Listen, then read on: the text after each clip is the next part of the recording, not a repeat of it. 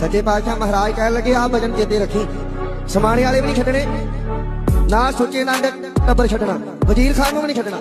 सच्चे पातशाह ने समझाया माधो दास मर्जियां नहीं करदियां इन्हां पंजां दे भजन च रवि जो ये कहण वो मनना कहण लगा जी 7 भजन महाराज ने गात्रे जो श्री साहब कढ के दित्ती विआह ते जथेदार बनाया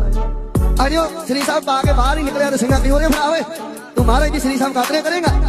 भी असीं सारी उम्र लंघी महाराज दे नाल रहिंदे आ ਸਾਨੂੰ ਤੇ ਕਿਰਪਾਨ ਦਿੱਤੀ ਨਹੀਂ ਤਾਂ ਕੱਲ ਆਇਆ ਤੇ ਕਿਰਪਾਨ ਲੈ ਕੇ ਉਹਨੇ ਫੜਾ ਸਿੰਘਾਂ ਉਹਦੇ ਕੋਲ ਕਿਰਪਾਨ ਖੋਲੀ ਉਹ ਸਿੰਘਾਂ ਜਿੰਨਾ ਤਗੜਾ ਜੋ ਨਹੀਂ ਭਾਵੇਂ ਮਾਧੋ ਦਾ ਬੰਦਾ ਸਿੰਘ ਬਹਾਦਰ ਤਗੜਾ ਹੀ ਪਰ ਜਿਹੜੇ ਮਹਾਰਾਜ ਦੇ 24 ਘੰਟੇ ਨਾਲ ਰਹਿਣ ਵਾਲੇ ਸੀ ਉਹਨਾਂ ਨੂੰ ਤਗੜਾ ਥੋੜੀ ਸੀ